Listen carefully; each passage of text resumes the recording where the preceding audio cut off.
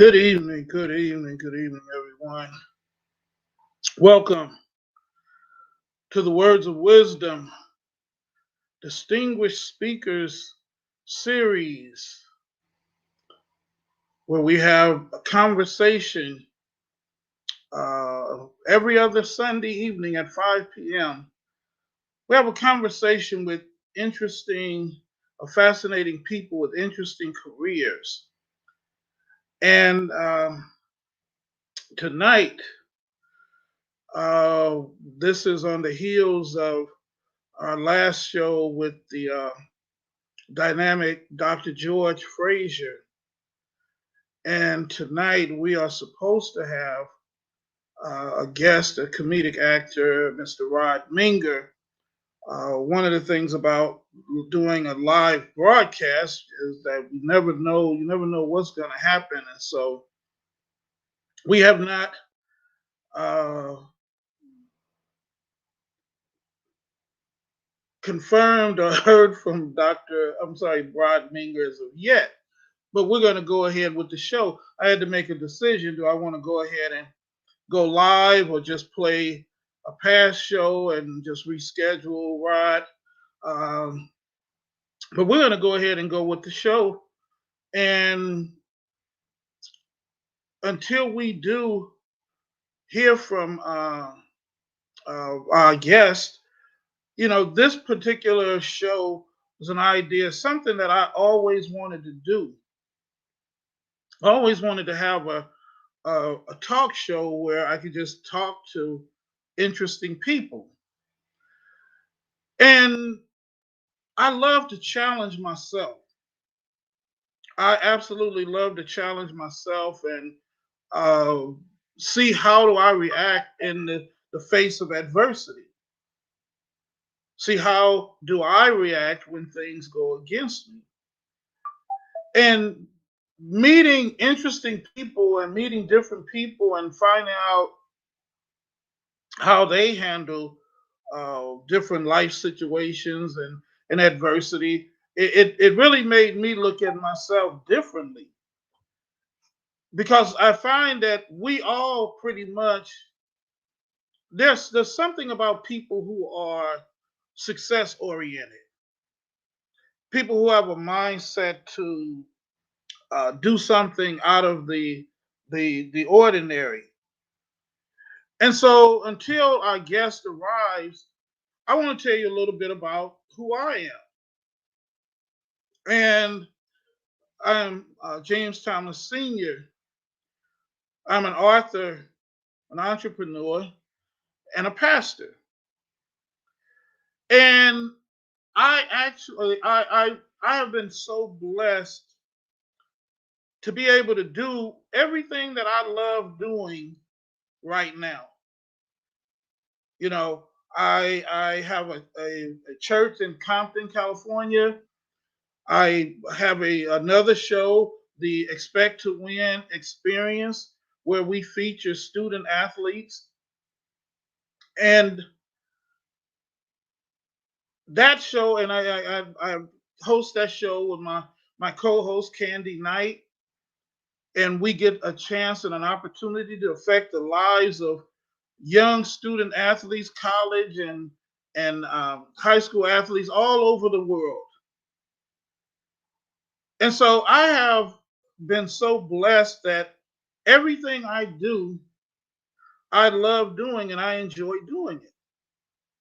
However, my life has not, always been like this. And uh, actually, the two talk shows were born out of the pandemic: the Words of Wisdom Distinguished Speaker Series and the Expect to Win Experience. And I can go back over my life and my background, and hopefully I'll be able to inspire someone tonight. I grew up in South Central LA. I went to high school at Fremont High School, and I started my first business. I think I was probably 20, 23, it was very young. And one of the things I remember, I always had a plan for my life. My plan was that in my 20s, I wanted to work at a bank. I want to work in banking. In my 30s, I was going to own my own company, my 30s and 40s. And in my 50s on up, I was going to be involved in politics. Like I said, that was my plan. It definitely was not God's plan. And I remember when where we lived, like I say, we grew up in really, it wasn't even South Central. It was actually Watts. We'll just call it. It was Watts, and it's now called South Central. But I remember uh, going to the unemployment office to apply, looking for a job in a bank. You know, wanted to apply. I really wanted to work in a bank. And I was told by a gentleman at the unemployment office that people who lived where I lived didn't get jobs in banks. That's what I was told. That's what he told me. He said, people that live in this neighborhood don't go to work at banks. He said, but I have a job for you that you can start today as a janitor at ABC Market. You can start today. And I remember very vividly looking at the man and telling him, I don't want a job as a janitor. I'm gonna get a job in a bank. And people, let me tell you, I believe I left out of that office and I was determined that I was gonna work in a bank. And I went to interview after interview after, and I think I probably uh, put in 20 applications. And at some point started to think maybe this guy is right. Maybe people from our neighborhood don't work in banks. But I kept believing, and I knew in my heart that's what I was supposed to do. And I received a call on my birthday, and I believe it was around 1980, 81. I received a call on my birthday asking if I would be interested in a job at Bank of America. I said, yes, yes, yes, yes, yes. I was so excited. My first real job, I could wear, I wasn't supposed to, but I wore a suit and tie every day. So I was so happy to have that job.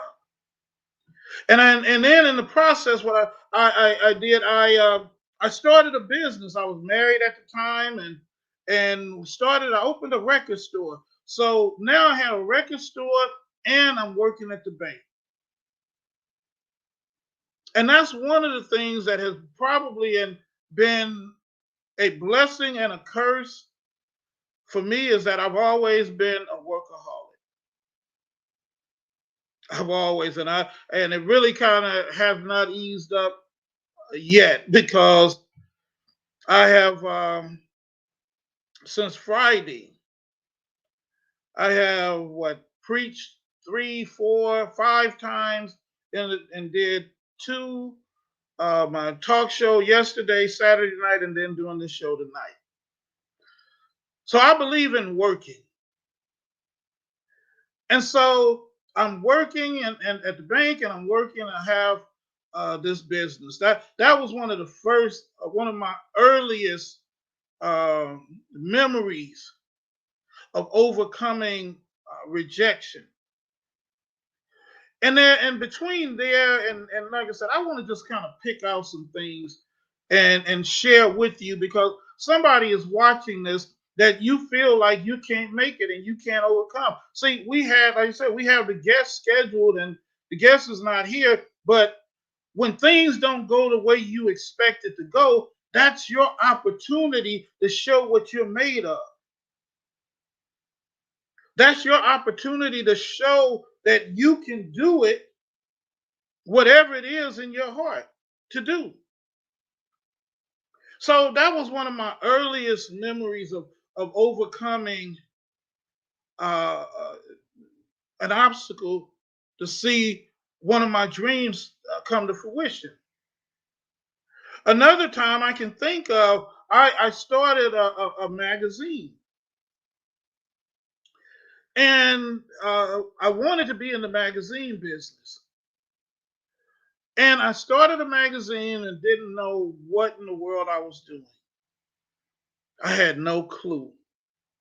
And people were telling me that it was going to cost $1 million to launch this magazine.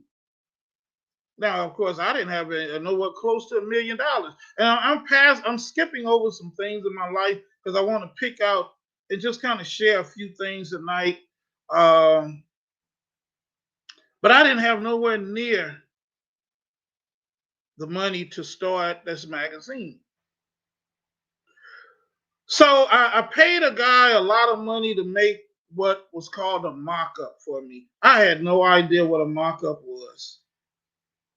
All I know is that I got beat out of a lot of money by giving it to this guy because he made me something that looked like, it was just something, he just drew up what the pages would look like. And so I started to get kind of discouraged, but once again, I am that person that I refuse to be defeated. I refuse to give up. I refuse to throw in the towel. I'm not going to quit. And so I'm searching and trying to find all of the different avenues to create this magazine. And I'm trying to raise money, finding out that if you don't have a product in the magazine and newspaper business, the only way you're gonna or the main source of income is advertisements. And if you don't have a product, it's hard to sell advertisements. And so here I am. I'm thinking, and I really want to do this. And by this time, I've left the bank. I'm on the second leg of my journey. And so one thing I have learned is that if you trust God, God will send somebody to help you.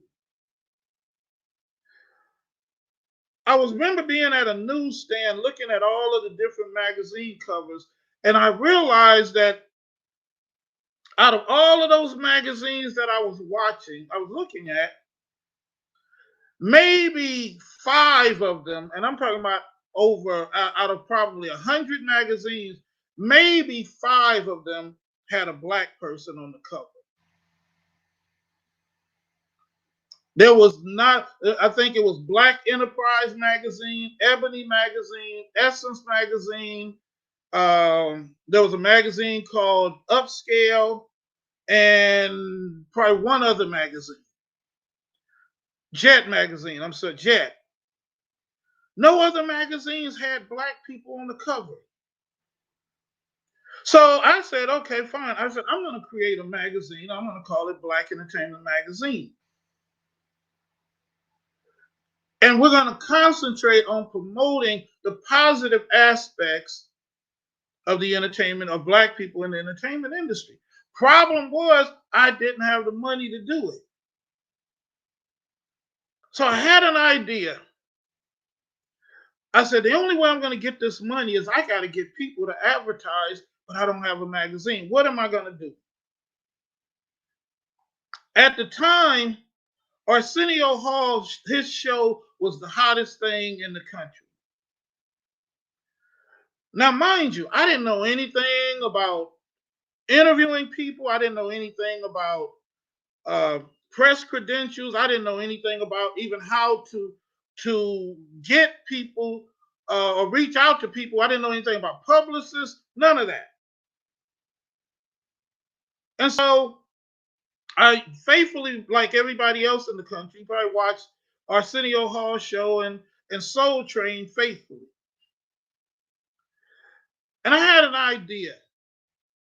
I said, if I can get Arsenio Hall on the cover of my magazine, I'm pretty sure that will, that will sell. I can use that to sell and get advertisers. So I found out where they shot the Arsenio Hall show, and I called down there. Sometimes I think about some of the things that I have done, and I'm like, God, how in the world was I that bold to do it? But I called to find out, and I wanted to know if it was possible or how much it would cost to put Arsenio Hall on the cover of the magazine. Couldn't really get any information. So I said, okay, I'm gonna do so. I don't have the money to do a magazine, so I'm gonna create a magazine cover. And I'm gonna put Arsenio Hall picture on it and see if he'll let us use it to build the magazine. Now, I think it cost me $250 to create these magazine covers. But I called and I asked them, could I have some pictures of Arsenio Hall? I have this new magazine coming out and we want to do a story. And so they said, well, do you want to do an interview? And I basically said no, because I didn't know anything about doing interviews or conducting interviews. And so to my surprise, they actually sent me some pictures. And so I called back and I thanked them. I said, but I need to find out, is it okay to use Arsenio Hall picture on the cover of of my magazine? The young lady said, let me check. I'll call you back. A day or two later, she called me back and she said, and she was actually Arsenio Hall's publicist. I didn't know that at the time. And she said, Mr. Thomas, I talked to Arsenio and I told him what you were doing. And he said, give Mr. Thomas whatever he needs. He don't have to pay for anything. He don't have to pay me. This is what Arsenio Hall publicist told me, Arsenio. He didn't know me from Adam. But he said he can use whatever he wants to use. And I created that magazine. I created a cover with Arsenio Hall's picture. And if I knew I was going to be telling this story tonight, I would have had it here. But I used Arsenio Hall's picture. Shout out to Arsenio Hall if you ever get a chance to see this. But I'm working to get Arsenio Hall on the show so that I can thank him and for that. And I never talked to him, never interviewed him or anything. So I took that Arsenio Hall cover and used it and was able to get advertisers based on Arsenio Hall being on the cover of my magazine.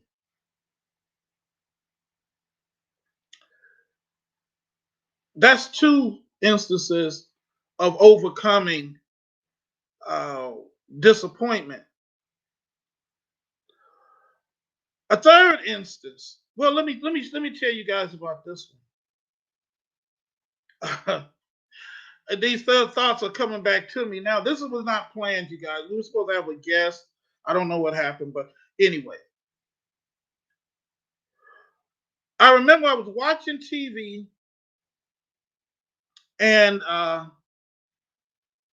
as I said, I was married at the time, and they were doing a story on what they were calling the Black Pack, the new Black Pack. It was Arsenio Hall, Keenan Ivory Wayans, Eddie Murphy, and Robert Townsend. And I remember looking at my wife and saying, one day one of those guys is going to help me in my business. Now, and I probably should have told this story first because this happened before Arsenio Hall story, but this happened before. And so anyway, I started my second business at a record store and a residential and commercial cleaning company. So I guess in a way the guy was kind of right. Well, he wasn't right. He was an idiot. He was an idiot. I would clean. I don't have a problem cleaning up as long as I have the company. Now, I'm not saying there's nothing wrong with being a janitor. There's nothing wrong with cleaning up. Like I said, but that's for me. I will clean if I own the company. And I did, and I owned a very successful residential and commercial cleaning company. Actually, it was the way I was able to buy my first home. And one day, and I got a call. We were advertising in the Yellow Pages. Any youngsters watching this, y'all probably don't even know what the Yellow Pages is. But for all you old school people, you know about the Yellow Pages. So I bought an ad in the Yellow Pages, and I received a phone call. And it was a lady saying, we saw your ad and we want to know, can you give us an estimate on detailing 2 cars every month? And I said, sure, no problem. So I get the information, and the house was at the very top of the Hollywood Hills. I remember that day going to give that estimate because it was blazing hot. And so, now mind you, this is probably a week after I saw the show on the Black Pack, and I said, one of those guys is going to help me in my career, in my business. So I get to the house, and the young lady says, well, let me show you the cars. And it was a blue Mustang and a black Mercedes.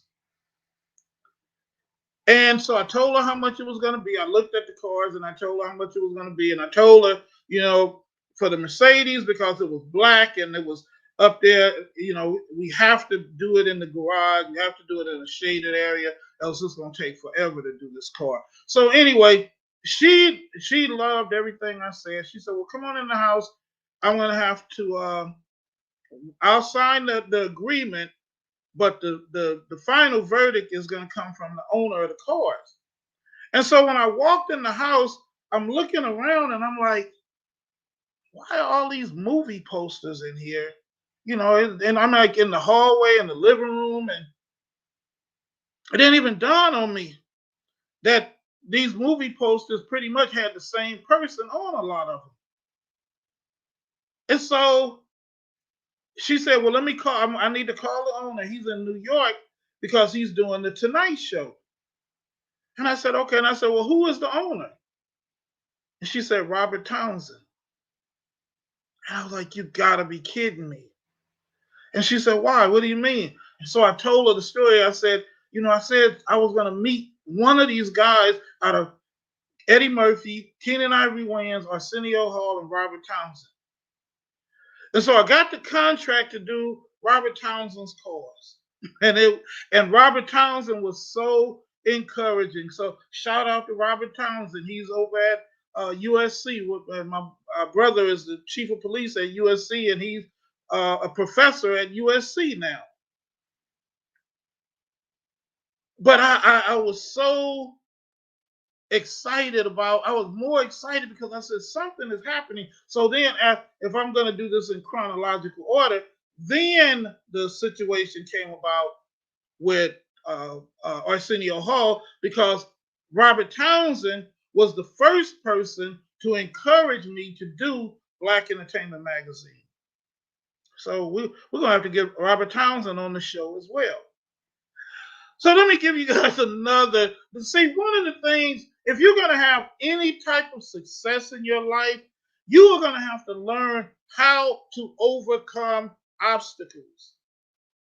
You will have to learn how, as a believer, as a Christian, the word of God tells us that we are more than a conqueror. And all that means is that we are more than conquerors, because if we believe God is on our side, he's already worked it out before we even get there. So anyway, I was I'll give you a third scenario. Another time, I had to overcome an obstacle to experience success, and this was an opportunity that was presented to me. Well, it wasn't presented to me; it became available to produce the Entertainment Industry Summit at the Los Angeles Business Expo, the Los Angeles Black Business Expo. The Los Angeles Black Business Expo for 20 years was the largest black event in Los Angeles by far. Every year, consistently, it attracted more than 100,000 people. And once again, this was something else I wanted to do. A friend of mine, actually someone who gave me my first opportunity to write, was producing the Entertainment Industry Summit, and something happened between her and the executive producer, and she was let go. And when I told her that I wanted that position, she got very upset. But I said I want it. You know, this is something I've been wanting to do for years. I want to produce that Entertainment Industry Summit. And with the Entertainment Industry Summit, you were responsible for bringing in all of the celebrities for the autograph signings and putting together the entertainment industry seminars. Now, I was this position came available. I called and got myself an appointment. So I go in and I had to meet with the publicist, and the executive director was Harold Hambrick, and Harold Hambrick passed away a few years ago, but Harold was the man. He was the man in Los Angeles. Harold was raising hundreds of thousands of dollars to put this event on every year, bringing together all of these hundreds of black-owned businesses. Oh my! It was incredible, the vision that he had and what he was doing.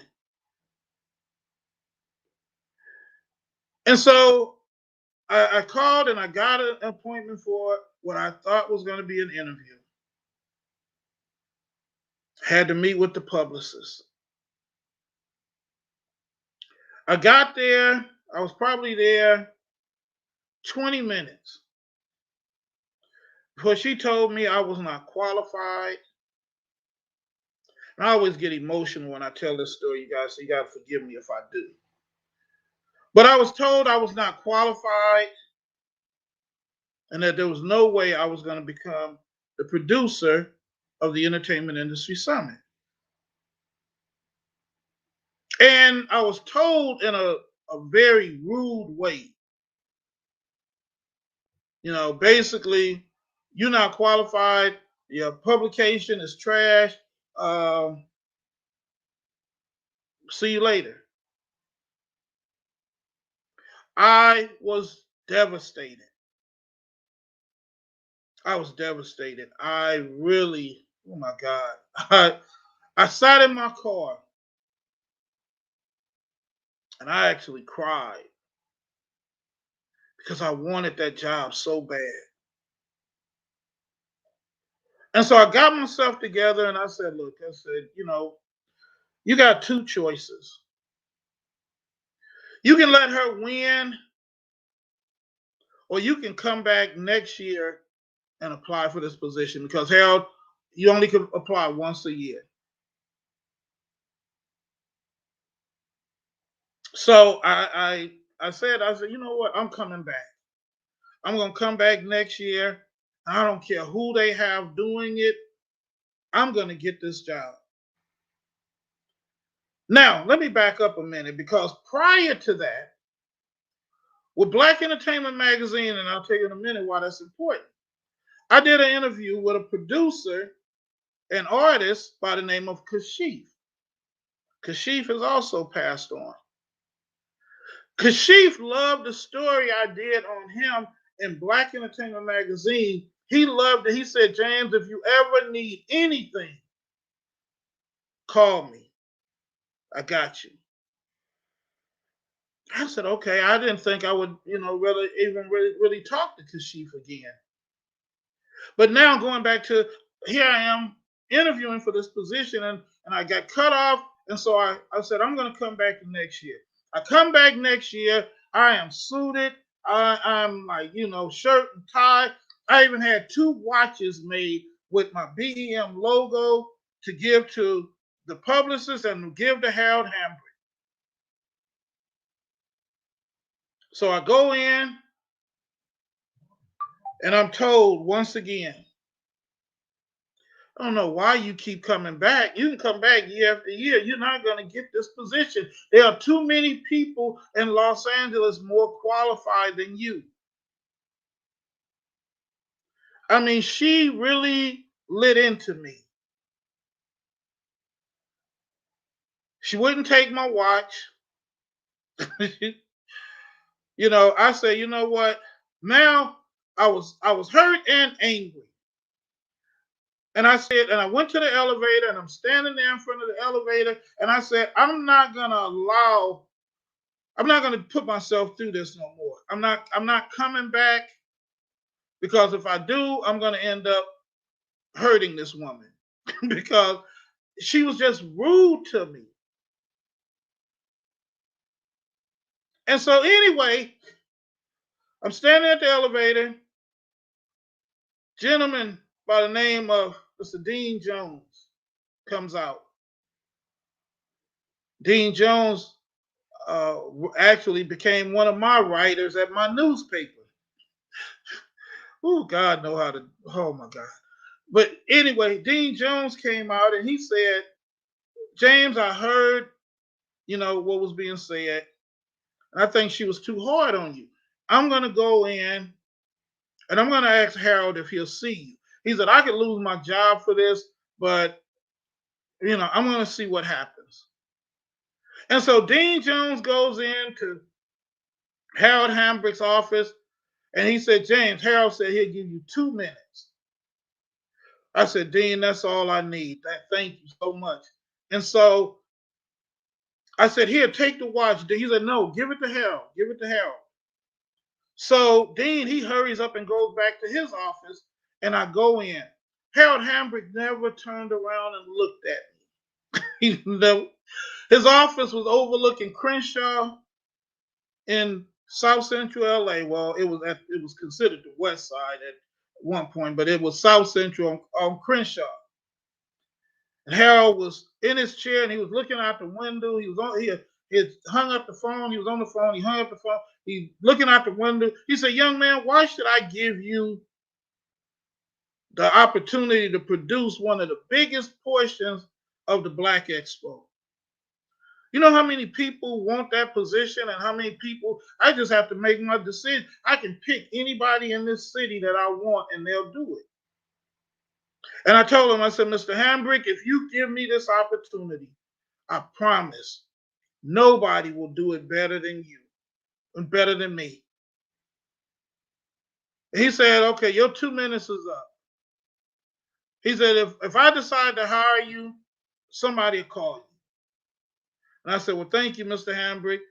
I brought you a gift. Here's a watch. And he never even looked around. I laid it on his desk and I walked out. And Dean saw me. He came. He said, well, what happened? I said, I don't know. He never looked at me. He talked to me, but he never looked at me. And he said, all right, James. He said, well, good luck. It took me about 30 to 45 minutes to get home. By the time I got home, God will always be with you.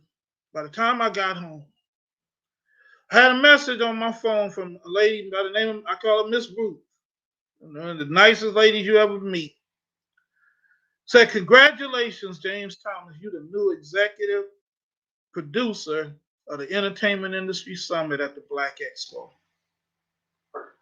Now, I had to deal with the publicist, she was hotter than fish grease because she wanted to know, how did I go over her head to get the Harold? See, people, when God is with you, whew, it don't matter what people say. It don't matter what nobody think. It don't matter what nobody do. So she was angry. And so we talked, and she said, okay, so now that you got it, what are you going to do for what seminar are you going to put together? I said, I'm going to put together a music industry seminar. And she said, well, who are you going to get? I said, I'm going to get Kashif. She said, you can't get Kashif. We already reached out to Kashif. Kashif wants $2,500 and we're not giving him no $2,500. She was just nasty towards me like that. Today, I love her to death. She wrote one of the introductions, the foreword in my book. I wrote my first book, 5 Minutes of Motivation. But she said, we're not giving Kashif no $2,500. And so if you can't get nobody credible, you're not going to do it. I don't care what Harold said. Now, mind you, I had just did an interview with Kashif about a month or 2 months prior. So I called Kashif up. I said, Kashif, man, I need you like I never needed anybody. Like, James, what's going on? And I said, well, I'm the producer of the Entertainment Industry Summit at the Black Expo. And I need somebody good to do a seminar. And you are good. You produce, I mean, all of that. And he said, okay. He said, yeah, they already reached out to me. I already told them, what my fee is. I said, Kashif, please, this ain't even about money. I need you to do me a favor. You said if I need you, I need you now. Because if I can't pull this off, I'm going to look like the biggest fool in Los Angeles. Kashif said, all right, James, what do you need? I need you to do this seminar for me and not charge anything. Kashif got real quiet. He got real quiet. And he said, well, James, can I sell my book? I said, yeah, you can sell your book. You can sell whatever else. You can sell your music, whatever. But I just need you to do it for me without charging a fee. He said, all right, James, you got it. You got it. I'll do it for you. He said, I gave you my word. I said that if you ever needed me, I'll do it for you. And when I went back and to meet with the publicist, I said, I got Kashif. She said, well, you better be paying him out of your own pocket because we're not giving you the money for him. I said, he's doing it for me for free. She looked at me and she said, what? She said, look, don't have us putting somebody's going to be here. And then I said, I already got an agreement. It's done. He's going to be here. He's going to do it for me for free. Kashif came out. When they started promoting Kashif was going to be there, that room was packed.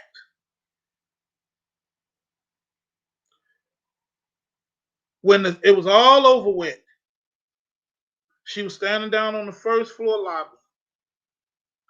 I came up behind her and I kissed her on the cheek. I said, how you like me now? And she said, yeah, maybe I was wrong about you.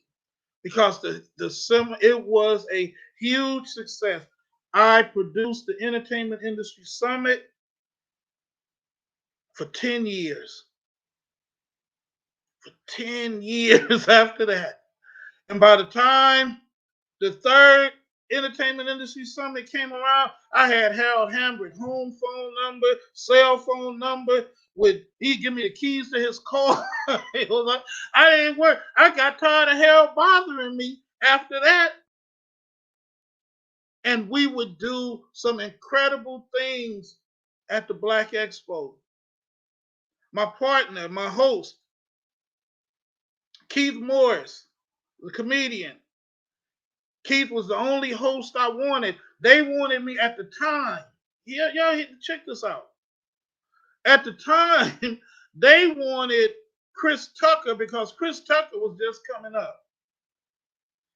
But me and Keith Morris had done so many other things together. I didn't got bold with it.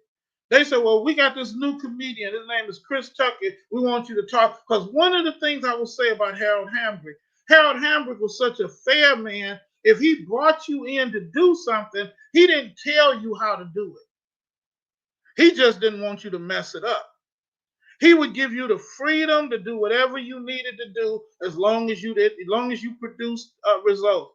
And Harold, we went through, and I mean, got all of the stuff, did seminars, and bringing in celebrities, and brought in Monique and the cast of Baby Boy and Omar Gooding and so many other people. And me and Keith, we would always, and even after we were in, we would test it. Because Harold said, this was probably the second or third year. He said, I'm going to put your booth over in the back against the wall. I said, Harold, why are you putting me in the back against the wall? He said, because you bring so many people, and other vendors be complaining because can't nobody get to their booth because you bringing all of these people, over to your area. So we're gonna put you in the corner by the wall, so where you can have all of the space you want. I said, all right, Harold, okay, all right, we doing it like this now, huh? I said, okay, I'm gonna show you something. Me and my boy Keith Morris came up with a scheme that we were going to have the world's biggest electric slide line. We had a DJ playing old school music, and we had hundreds of people over in our area, and they were still blocking off other vendors and doing the electric slide. I hear over the loudspeaker, publicist, James Thomas, please come to the expo office. So now I got clout, I got attitude. I'm like, look, I'm like, why are you calling me? What's wrong now? Y'all done put me all the way in the back. You didn't think I was gonna do anything. She said, James, please. People are complaining. They say you got this big party going on back there. Can't nobody get to nobody else's booth. Just fix it, please. I said, all right, I'll handle it. But for 10 years, once again, I tell you, when you are faced with an obstacle, don't quit, don't give up, don't throw it in the towel. You got to find a way over that obstacle. I'm going to give you guys, man, we're almost at 6 o'clock, so I guess this is how it was supposed to go tonight. I'm going to give you guys one more story of overcoming an obstacle. And I hope that somebody is seeing this and this is what you needed to hear tonight. I had all of this success. And then something happened, I don't know what, but everything started going downhill. I started losing money in my businesses, and even then I wasn't, you know what, I think I jumped because this happened before the Black Expo. It did. It sure did. I had to take a job at Ticketmaster. That particular job I absolutely hated. But I had a wife, I had 2 kids, a business was suffering, I needed to do something. I was mad every day I went to work. But I went and I was excelling at this job even when I didn't want to. I didn't want to be there. And so I would go to work, and it was during the time when President Bill Clinton was elected. I remember because Ticketmaster was handling the tickets for all of the balls, the election balls, and they put me in charge of that department. I wasn't even trying to do good at the job. I was actually just going in. We were at these cubicles, and I was slouching in my chair, and all kind of crazy stuff. I just didn't want to be there, but I had to. So one day I'm out for lunch. We had 30 minutes for lunch, and I passed this building, and this building had all kind of tapes and computers and books in it, and said the SBA on the window. So I go in and I asked the guy, I said, how much is it to use your equipment? He said, it's free. All you have to do is sign in. So I said, okay, fine. I said, so I started spending my lunch break at the SBA trying to learn how to, because I didn't even know how to really use the computer. I didn't know how to do desktop publishing at all. But every day I would spend my lunch break in the SBA office.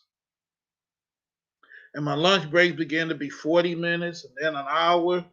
And I said, I can't keep doing. These people are gonna fire me, so I'm just gonna quit. I'm gonna tell you, I said, oh, my wife gonna probably be mad at me, but I gotta do this. I gotta figure out how, because what had happened, I know it was getting so expensive to do the magazine. I wasn't making enough money to keep it going the way it was. So I had to find a new way to do the magazine. So I go in, and the day they call me in the office, they said, well, we have a problem, Mr. Thomas. I said, well, first of all, before you say that, I'm resigning today. They said, what do you mean you resign? I said, I'm resigning. Well, we were going to terminate you today. Well, we're on the same page. So you don't want me working here, and I don't want to work here. So I left and went right down to the SBA office. And I started going to the SBA office every day like it was a job. I would get on the Blue Line train and go down there, and I would just spend hours in there teaching myself how to do layouts, how to do desktop publishing. And I created the new version of Black Entertainment Magazine, and I actually created a newspaper, the Carson Courier newspaper, in that office. And so when I did the newspaper, the magazine, and I'm skipping over a lot of what happened. When I created the magazine, and I put an ad in the magazine thanking the SBA Center for letting me come in there. They were so proud. They were so proud, and they were so impressed that they sent the magazine to the headquarters in Washington. Washington, in turn, got in touch with the LA Times and told the LA Times about me.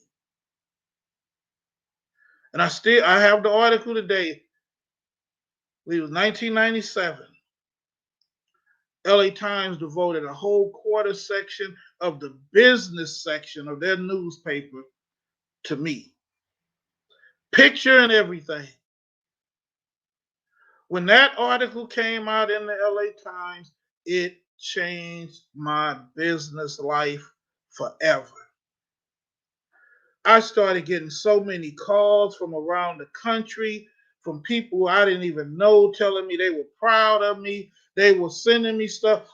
People gave me computers. I had so much.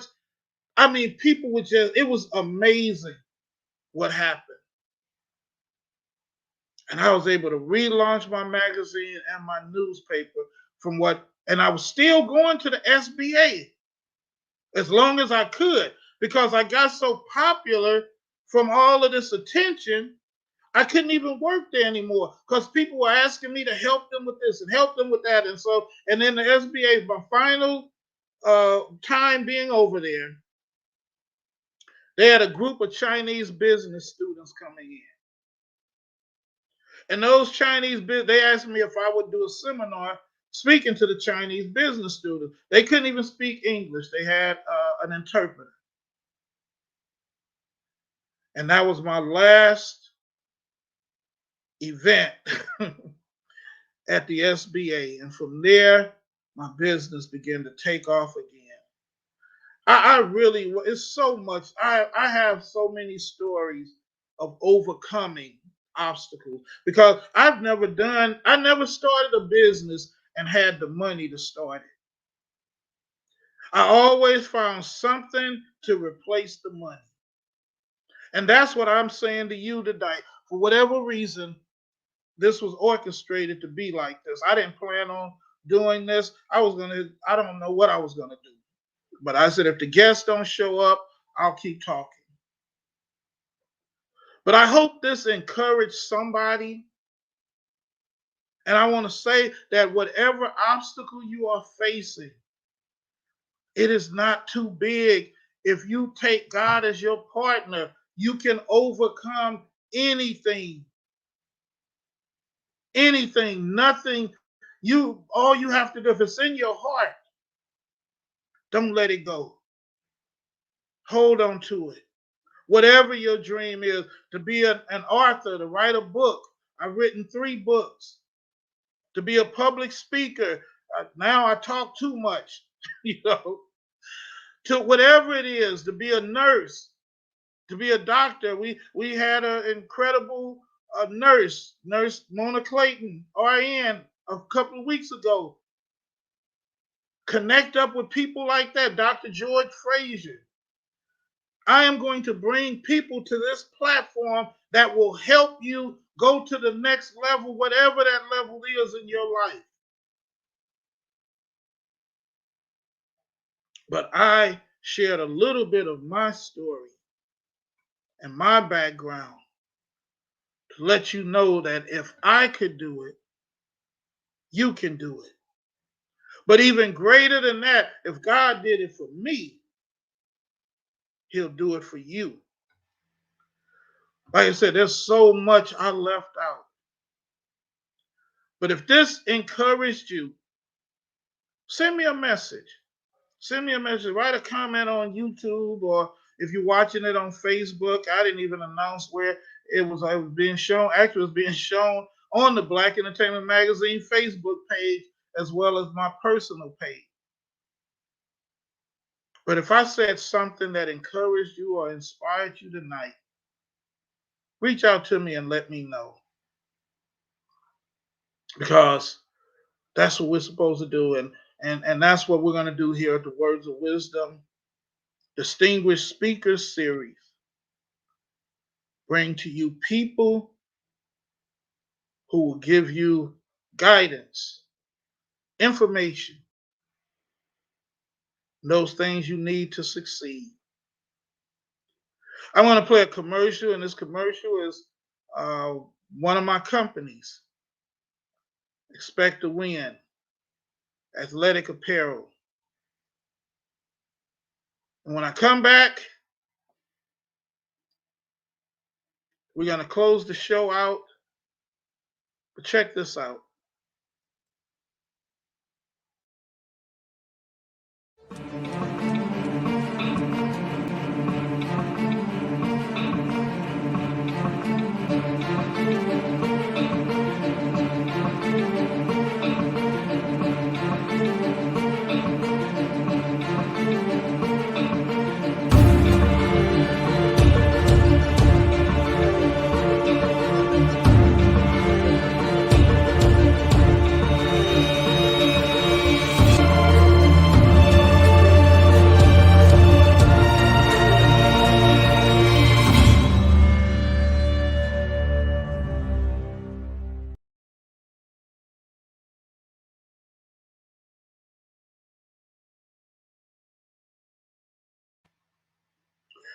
That's our BU campaign for Expect to Win Athletic Apparel. And I encourage you to be you. Don't allow anything or anybody to stop you from doing what's in your heart to do. My name is James Thomas Sr., and this has been the Words of Wisdom Distinguished Speakers Series. Got a chance to introduce myself to you tonight. Tell somebody we'll be back in 2 weeks with another distinguished guest. But in the meantime, be you. Everybody else is already taken. God bless. I'll see you next time.